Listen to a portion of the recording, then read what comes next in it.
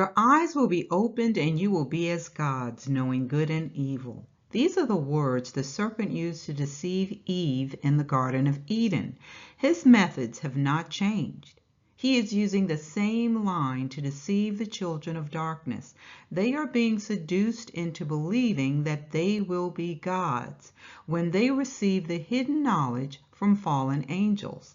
In this 5th session of the series, Science Proving Scripture to be True, we're going to study the advancements in science and technology.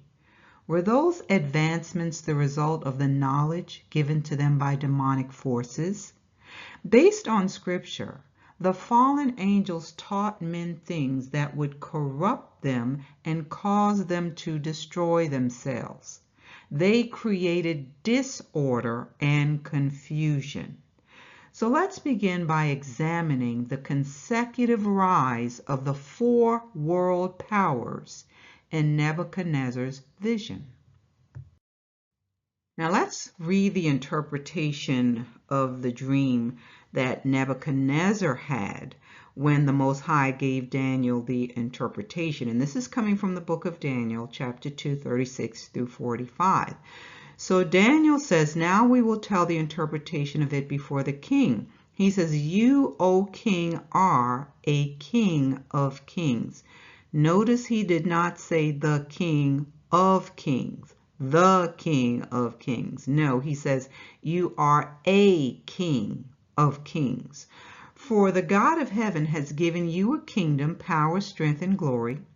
And wherever the children of men dwell, or the beasts of the field and the birds of the heaven, he has given them into your hand and has made you ruler over them all.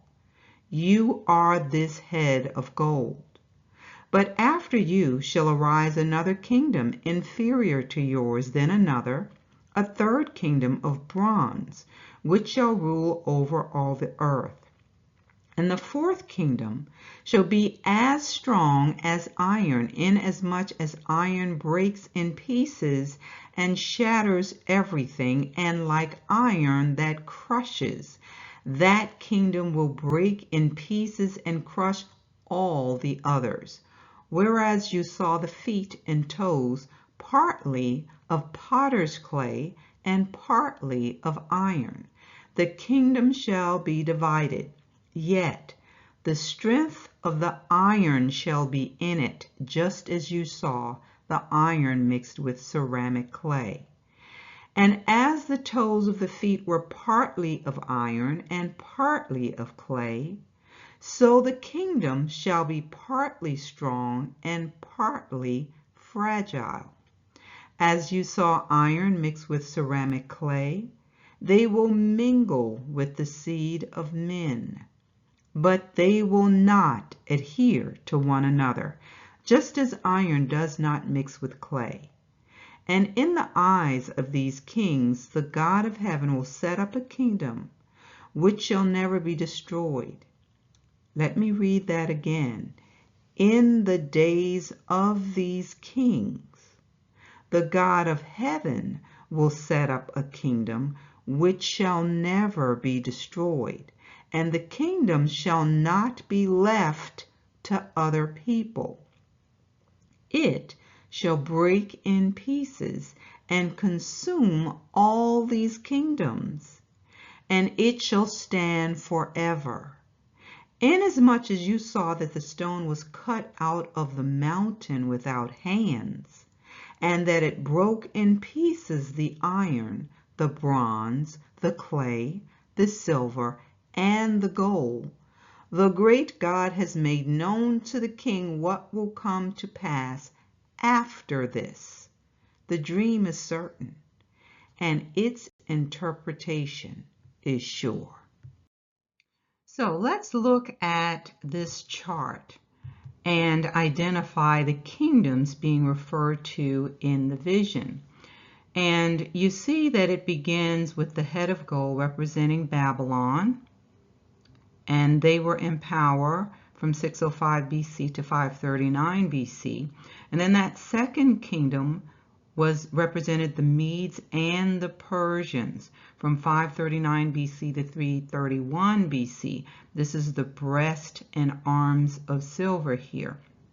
The third kingdom, representing here the belly and the thighs of brass or bronze, is Greece, and they ruled from 331 BC to 146 BC. And then the final kingdom is represented by Rome, the legs of iron, from 146 BC to 476 AD. But if you will notice, it's also pointing to the feet here, because the feet is the iron mixed with clay.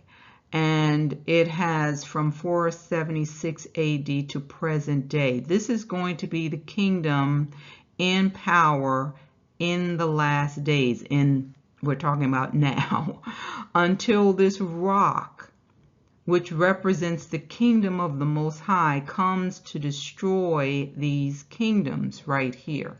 So some say that the 10 toes is the rulership of European nations. Some say it represents the divided nations of Europe, or as I said, the European nations. But then there are others who are saying that it represents the nation of Israel forced to mix with the other nations in the last days, but they don't cleave to each other. There are various interpretations here. What I want to focus on is the fact that these nations all have something in common. They all uproot, attack, vex, and enslave the people of the Most High. And their leaders proclaim themselves to be God. And it all began with Nimrod. Now we know it says that Nebuchadnezzar is the head of gold. But Nebuchadnezzar got his knowledge, his information in Babylon, in the city that Nimrod built. Nimrod is the one who taught the people to rebel against the Most High, and he set up gods of wood and stones for them to worship. He followed in the path of the fallen angels, and they in turn provided the knowledge of how to build these four world empires. All right, let's keep going. Now, I want to look at this map, and we covered this last time when we talked about the migration out of Africa and how they went into this area, what we now know, or they now call, the Middle East, that as soon as they got into these areas, this is where they started encountering these Neanderthals and Denisovans, and they then began to spread out into other areas, other regions. But in all of those places, they found the genes of Neanderthals and or Denisovan. Now, if we look at this area that they're talking about here, we have right up here, you have Europe in that Mediterranean area, the Caucasus Mountains in here, and then Asia, Southeast Asia, etc. But now look at this map that we have right here, because if you look at the area we're referencing, this is also the area where the fallen angels are said to have come down. Mount Hermon, down in that area. So is it surprising that that would be in and around the area of Canaan and Edom and Babylon and Chaldea? Is it any wonder that we have the Hittites here, Assyria, a lot of these places that would try to attack Israel later? Just think about that. And again, these areas where the people have that Neanderthal gene. So is that just a coincidence? I don't believe that it is, because as we continue to look at what is going on here and represented on this map, we can see that This is where a lot of the rebellion happened. This is where Nimrod again rebelled and taught the people to worship gods of wood and stone. You have the Chaldeans here who were known as Magi's. They observed the stars. They were the astrologers of the day. And again, you have Philistines living in and around these areas, Hittites, Horites, etc. That could not be a coincidence that all of those things are happening in and around this same area. And Egypt, of course, is not too far from this area. They were also impacted. A lot of the knowledge that they had came from the fallen, and it's very evident there. So again, why is it that these people were the ones bent on destroying Israel? Because this is all about two systems, two kingdoms. So Nebuchadnezzar is given a vision of 4 empires, and he is told that he represents Babylon, which is the head of gold. So we want to look into Nebuchadnezzar's background. Now, the title of this article is Nebuchadnezzar, the evil Babylonian king who destroyed Jerusalem, and the link is here if you would like to read the entire article. So it says, Nebuchadnezzar, son of Nabopolassar, the Chaldean. Keep this in mind that there are times when Chaldea and Babylon are used interchangeably. So it says that he was the Babylonian ruler who reigned over much of the civilized world in 604 to 562 BCE. Nebuchadnezzar is notorious for decimating the Jewish presence in the land of Israel, exiling the vast majority of its denizens or citizens to Babylon, and destroying the first holy temple. Now listen to this next part. Nebuchadnezzar declared himself a deity. He said, I will liken myself to the Most High. And before long he had become the world superpower. His most fearsome general carved the king's likeness into his chariot and trembled in fear of his master even when he was far away. Now this is going to be a common theme in these 4 empires. Their rulers declare themselves to be gods. Let's keep going. Now let's look at some additional information from BibleStudyTools.com about Nebuchadnezzar, because this is going to link him to Nimrod. It says, an onyx cameo now in the Museum of Florence bears on it an arrow-headed inscription, which is certainly ancient and genuine. The helmeted profile is said to be genuine also, but it is more probable that it is the portrait of a usurper in the time of Darius called Nidin-Tabel, who took the name of Nebuchadnezzar.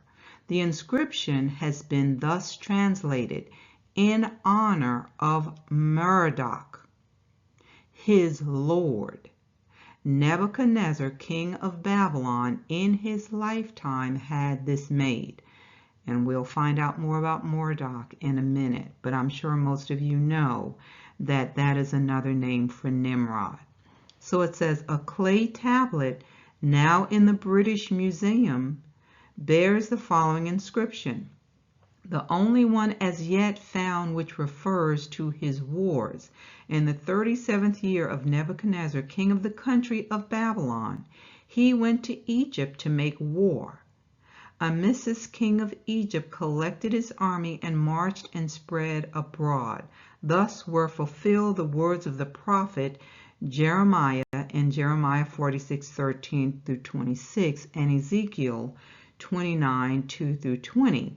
Having completed the subjugation of Phoenicia and inflicted chastisement on Egypt, Nebuchadnezzar now set himself to rebuild and adorn the city of Babylon. So why would he need to rebuild and adorn it?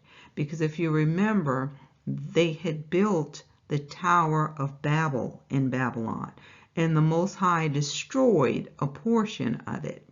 So Nebuchadnezzar rebuilt this, and it says, in addition, to add to the greatness and prosperity of his kingdom, he constructed canals and aqueducts and reservoirs, surpassing in grandeur and magnificence everything of the kind mentioned in history.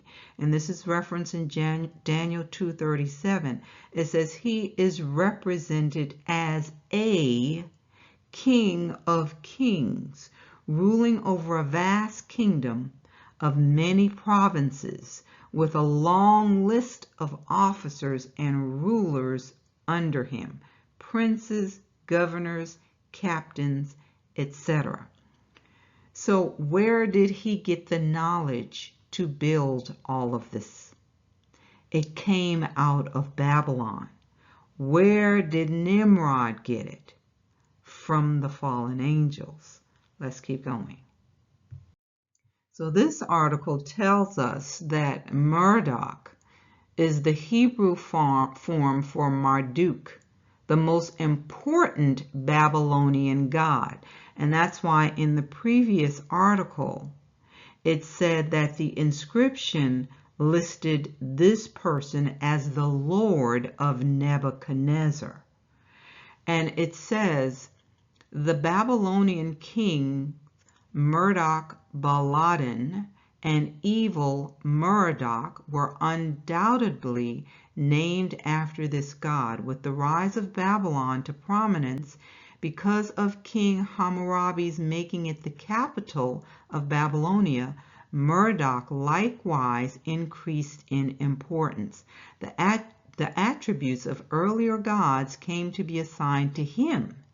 And it is thought that the Babylonian priests altered the mythological accounts to make Marduk the slayer of Tiamat and the creator of the world and of man.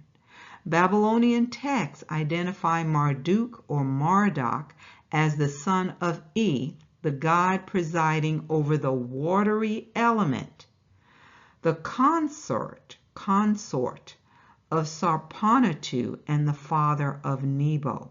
So Alexander Hislop, in his book The Two Babylons, defines Merodach as the great rebel and links him with Nimrod, saying, there is no doubt that Nimrod was a rebel and that this rebellion was celebrated in ancient myths, but his name in that character was not Nimrod, but Merodach. Now let's go back to what I said about Babylon and Chaldea being used interchangeably at times. Let's read some of this article entitled, What Do We Know About the Chaldeans? It said the Chaldeans were an ancient people group who inhabited what would be today southern Iraq. The Bible mentions the land of the Chaldeans, which at that time would have been the southern part of Babylon.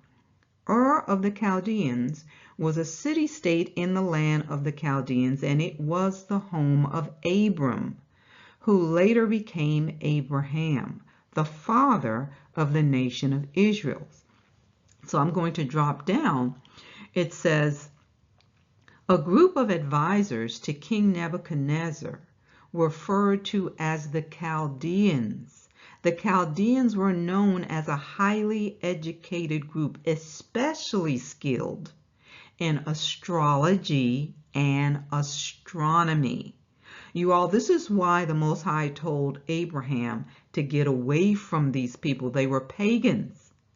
Who taught them astrology and astronomy? We read that in the book of Enoch, that the fallen angels taught men astrology and sorcery. Let's keep going.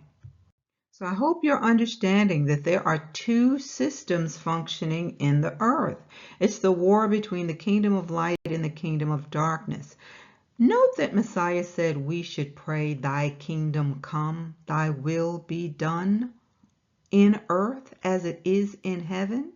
He's saying his kingdom is not of this world. So our job is to learn how to receive from that kingdom to get our needs met.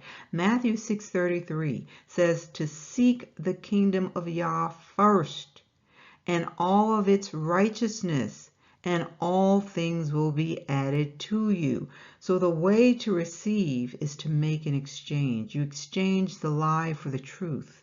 In essence, you learn how to do things his way. And let me just say that in the days ahead, you will have to know how to access the things of the kingdom of heaven to survive. Study to see how our people had their needs met when they left Egypt. They had to walk by faith. And if you don't learn how to do that now, you will accept the all or nothing mark that's coming, and your needs will be met by the beast system. But again, you will have to make an exchange. You'll be exchanging your soul for the things you need. This final kingdom that's in power, you can see this rock that's coming, the rock that's not made by hands. It is coming to destroy this kingdom. Yeshua is that rock. And notice that the rock will strike the feet of the statue because it's holding the system up. But the strength of the system began in Babylon, and their way of doing things is the way of the beast system. The children of darkness receive from their kingdom by trusting in the sciences, technology, astrology, etc. But they have to do something to get it. Like they have to participate in rituals. Some of them are drinking blood and, yes, eating flesh. They engage in sorcery, sexual perversion, murder, suicide, and all of those things are sacrifices, by the way. But they have to do those things to appease their gods. Now, just to highlight some of the things that the fallen taught, I want to refer back to the book of Enoch, Enoch chapter 8. And we see listed here some of the things that the fallen taught men. It says they taught them to make swords and knives and shields and breastplates, and made known to them the metals and the art of working them, and bracelets and ornaments. These are things they used in witchcraft and sorcery. They would bring certain things together to enhance their sorcery. And it says, and the use of antimony. So what is antimony? It's a chemical element. So they taught them how to mix different elements together so that they could create things like alloys of lead, things that are used in batteries and small arms, tracer bullets, etc. So they taught things that allow those four empires we looked at to build weapons of war, weapons of mass destruction. Let's go ahead and add in drugs, vaccines, the knowledge about abortion, basically things that cause death and destruction. Satan has been building his army for a long time. He has been equipping his people with the knowledge to do these things so that they can create a one world government where he is crowned as God. Let's go on. He taught them, or they taught them, things that would increase godlessness. So they committed fornication. And when we say fornication, they were teaching them sexual perversion. Whatever you see now, the sexual perversions and the others that are coming, these are the things that they taught them. Why? To lead them astray so that they would become corrupt in all their ways. Another one taught the enchantments and the root cuttings, like root working. They taught them taught them astrology and how to observe the constellations. So all of these things were taught to men so that they would destroy themselves. So when we think about the knowledge that was given, he's teaching these things for a reason so that he would be better able to fight against the kingdom of the Most High. And with that knowledge, he also set up his bloodline family in the earth. There are bloodline families that worship Lucifer. They are his seed, and they know that they have to create a world that represents the kingdom of darkness. These are the serpent seed, and they marry within that bloodline. They need to create as much chaos and disorder as possible so that man will cry out for help. But just know that the God you cry out to is the one who will answer. These bloodline families are controlling the leaders of the nations. They get their orders from the fallen, who will soon return as these superhuman beings or aliens or Anunnaki, whatever you want to call them. But pay attention to the movies and the TV shows, especially the Marvel movies. They're getting people ready for the big reveal. People will believe that these beings created man and that they have come back to save mankind from destruction. So it's easy to see now why the book of Enoch was removed from Scripture. It adds a big piece of the puzzle to the end game. We have a better understanding of how there just happens to be another bloodline in the earth that came from elsewhere. Now we want to examine the rise and fall of these four empires. The first one, of course, being Babylon, founded by Nimrod, who taught the people to rebel against the Most High after the flood. But he was obviously influenced by things taught to men before the flood. And here we see a reconstructed image of what the Tower of Babel may have looked like. So what happened to cause Babylon's fall? And we're going to look at this article from Ancient Origins. It says the monumental fall of Babylon, what really shattered the empire. So it begins by talking about the fall of Babylon being a historical event that occurred in 539 BC, and it saw the conquest of Babylon by Cyrus, referred to as Cyrus the Great. And what we'll see happening, we see several patterns with these four kingdoms as we look back through history. They all continue on with the paganism and sexual perversion and other wicked things taught by the fallen. But you'll also see that they all come against the people of the Most High, and he causes these empires to fight against each other. Now, the article goes on to say Nebuchadnezzar II is most remembered today for a handful of important acts. Firstly, he is documented for driving the Jews out of Babylon, capturing the city of Jerusalem in 597 BC, and destroying the first temple and that city in 587 BC. He is also generally credited with the construction of two major features in Babylon, one of them being the Ishtar Gate and the other being the Hanging Gardens of Babylon. Now, the next ruling power would be the Medo-Persian Empire, and true to form, they would continue with the same practices. The exception, though, with this ruling empire is that Cyrus was used by the Most High to order the rebuilding of the temple in Jerusalem and to end the Babylonian captivity. But it didn't stop there. We'll get to that in a minute. So let's read some excerpts from this article. It says the Medo-Persian Empire continued the tradition of sun worship. As Medo-Persia indicates, it is a kingdom derived from the combination of the Medes and the Persians. This combination took place under the rulership of Cyrus, and it says the biblical Darius was also one of the famous Medo-Persian kings. Both Cyrus and Darius are important characters as they were instrumental in the return of Judeans to Jerusalem after the Babylonian captivity.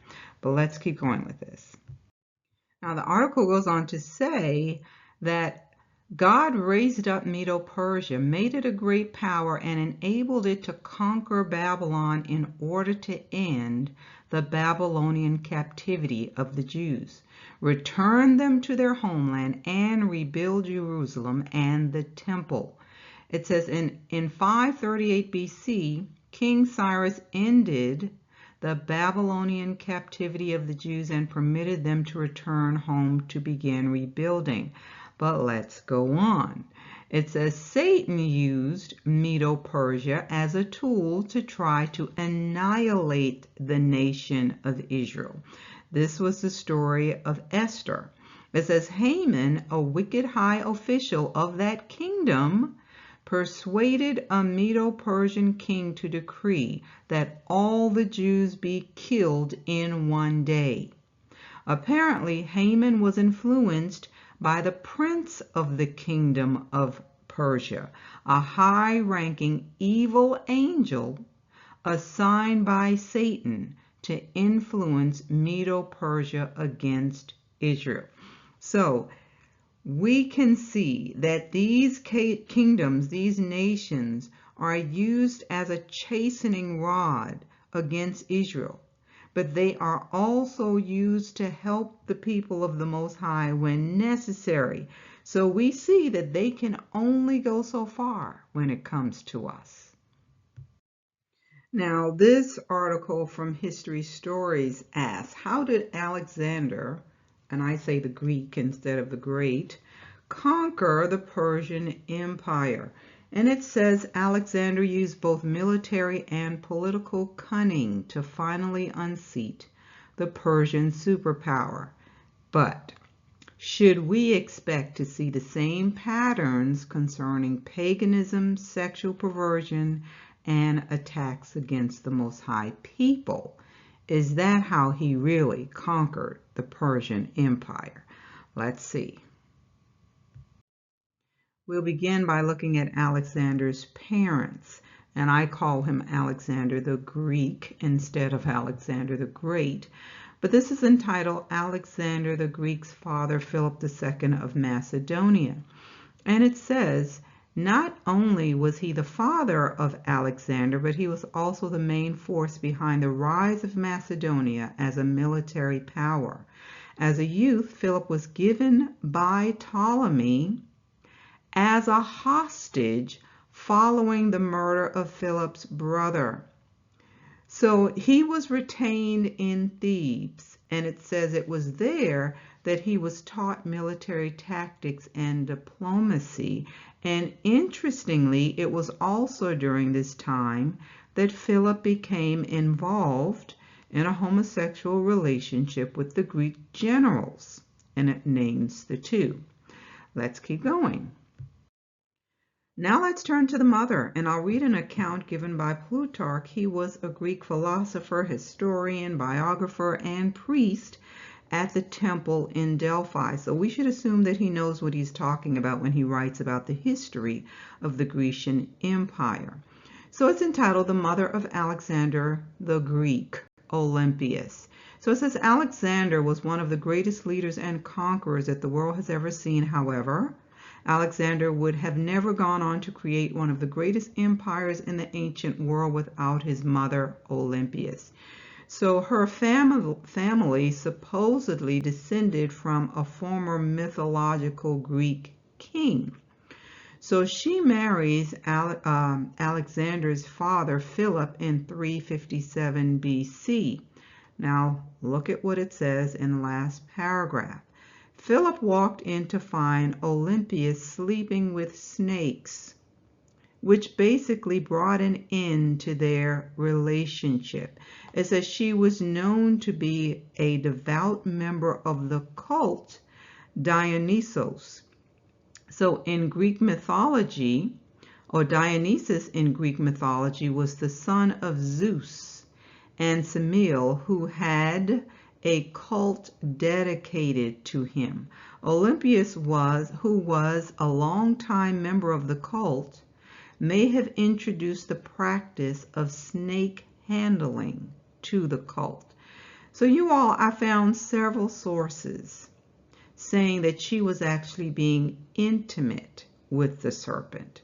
Go figure. Another article from the Second Achilles goes on to talk about Plutarch's women.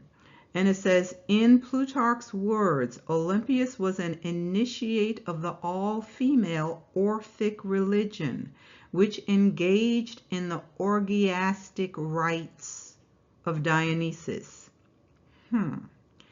So, you all, anyway, let's drop down to the last line. It says, upon seeing his wife in bed with a snake, Philip sent a messenger to Delphi to ask what the sight meant. The oracle replied that the snake was a god, Zeus Ammon. Philip was told to sacrifice to the Greek Egyptian deity and revere above all other gods. Let's keep going. So we'll look at another article from World History Encyclopedia, and it's talking about the island of the great gods. These are gods of Greece. It says the statue of the goddess of victory was excavated in 1863 on the Greek island of Samothrace. And it's saying that this island was home of the ancient sanctuary dedicated to these gods. Now it says, as initiates to mystery cults, keep that in mind, because we are definitely going to talk about mystery cults as we get into Rome and Britain and the United States. So it says, as initiates to mystery cults were sworn to secrecy. Little is known about the Samothoration Cult and the great gods due to its strategic location along various trade routes in the northern Aegean Sea. The cult was associated with protection at sea and was therefore popular with seafarers. It is said that the parents of Alexander the Greek, Philip II of Macedon, and Olympias of Epirus first met each other as initiates in Samothrace. So take a look at this mountain in the background, and this information comes from the publication of the Archaeological Institute of America, and the title is Secret Rites of Samothrace, Reimagining the Experience of Initiation into an Ancient Greek Mystery Cult. So it says archaeologists have found evidence of a mystery cult dating to at least as early as the 7th century BC within the sanctuary. Now listen to this. It says, what we know most clearly about the initiation are its promises and benefits. You all, the kingdom of darkness is going to promise benefits, riches. Isn't that what he promised to Messiah when he was trying to tempt him? So these people enter into these covenants with these demonic forces for the riches, for the prestige, for the right to rule, or what they think is their right to rule. Let's keep going. All right. So let's see how Greece interacted with the children of the Most High. And this comes from jewishvirtuallibrary.org, talking about the Greeks and the Jews. It says they came unexpectedly after centuries of serving as a vassal state to Persia. Judah suddenly found itself the vassal state of Macedonia, a Greek state. Alexander the Greek had conquered Persia and had, in doing so, conquered most of the world. For most of the world belonged to Persia. In a blink of an eye, it now fell to the Greeks. I'll drop down. Like all others in the region, the Jews bitterly resented the Greeks. They were more foreign than any group they had ever seen. In a state founding on maintaining the purity of the Hebrew religion, the gods of the Greeks seem wildly offensive. In a society rigidly opposed to the exposure of the body, the Greek practice of wrestling in the nude and deliberately dressing light must have been appalling. In a religion that specifically singles out homosexuality as a crime against Yahweh, the Greek attitude and even preference for homosexuality must have been incomprehensible. I believe as I go on, you're beginning to see who these people are descended from. All right, so this comes from World History. Were the Spartans gay? Homosexuality in Sparta, Ancient Greek. It says the sexual love of adolescent boys was a strong part of the ancient Greek culture. It was age-defined and kept within strict social norms. The lover was a man in his 20s. He would court the youth that took his fancy, buying him presents and helping him to progress. He would also mentor the youth and provide a role model for him. The beloved, talking about the boy, was between, or typically between, 12 and 17 years old.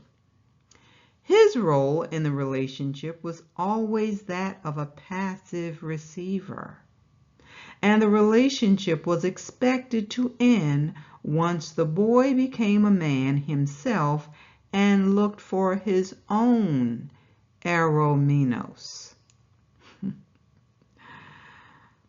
Okay, I'm going to drop down.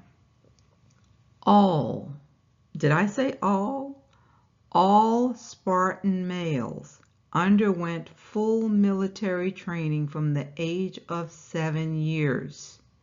At the age of 12 or 13, this included taking an Erestus from among the older men. This older lover was seen as much as a mentor and role model for the Spartan boy as a lover. And the performance of the boy in battle was now the responsibility of his mentor. Thus, listen to this, it was an educational as much as sexual role. Let's keep going.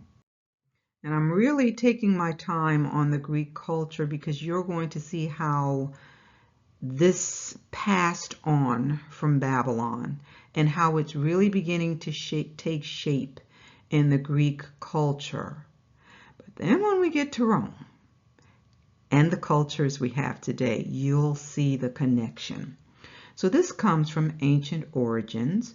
What was the real relationship between Alexander the Greek and Hephaestion? It says Alexander was known as a womanizer. His list of romance is quite extensive, however. Some researchers suggest that he also fell in love with at least 2 men. Let's keep going. So, after Alexander died, his generals took over, and Ptolemy ruled over Judea. And you can find the story in the book of Maccabees. So this comes from the JewishEncyclopedia.com. It says, it was Ptolemy the first who brought Palestine and the Jews under the dominion of the Ptolemies. After the death of Alexander, Colle Sierra and Judea were apportioned to Laomedon, but Ptolemy the first took them from this weak prince, as Josephus maintains, at least as regards Jerusalem by deception as well as by persuasion. So he took Jerusalem through deception. It says Ptolemy appeared before the city, and this is 320 BC, pretending that he wanted to sacrifice, and he took the city on the Sabbath, a day on which the Jews did not fight. All right, I'm going to drop down. It says, on this occasion, Ptolemy I is said to have taken many captives from Jerusalem and from the rest of Judea, as well as from Samaria, and to have settled them in Egypt. Furthermore, since he knew how sacred an oath was for the Jews, he is said to have used them to garrison important strongholds. As I wrap this up, listen to these next 3 verses of Scripture. This comes from Ephesians 5:8-14. It says, "For you were once darkness, but you are now light in the Lord. Walk as children of light.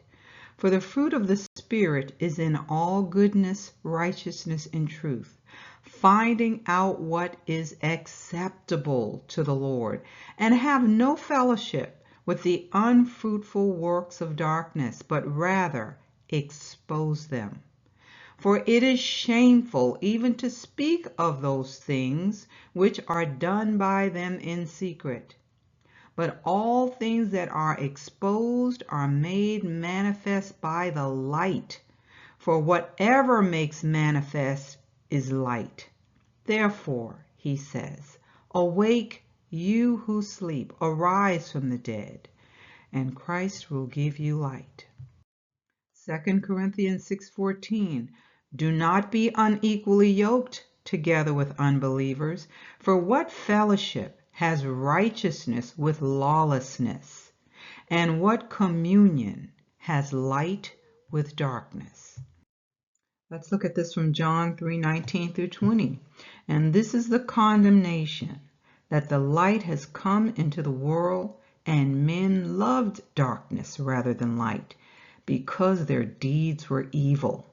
For everyone practicing evil hates the light and does not come to the light, lest his deeds should be exposed."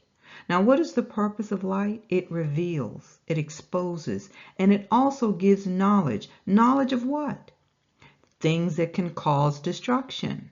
So in the beast system, they hide the danger and they only show you what is pleasurable, whereas light will expose the danger. The wages of sin is death. I hope you're beginning to see that what made these empires great was not their smarts. No, it was their willingness to align themselves with the beast system. They were willing to engage in wickedness in order to fulfill their own fleshly desires. This is not Yah's way. In his kingdom, you receive when you obey and walk by faith. In essence, you trust him to meet your needs. So when you're fretting about having your needs met, it's an indication that you don't trust him. I know I've covered quite a bit today, but I needed to set all of this up for the next session about the Roman Empire, the legs of iron. That's the empire currently in power today, and it has adopted all of the paganistic, perverse, and ungodly ways of the empires that came before. So we'll delve into that next time, so be sure to join me for that. But before I close out, I did want to let you know that the book I made mention of is now available. It's called The Secret Place, and it's written for those who have a desire to deepen their relationship with the Heavenly Father and transform their prayer life. I'm using the verses in Psalm 91 to help you take your prayer life to higher heights. The link is in the description if you would like to get a copy. So until next time, shalom everyone.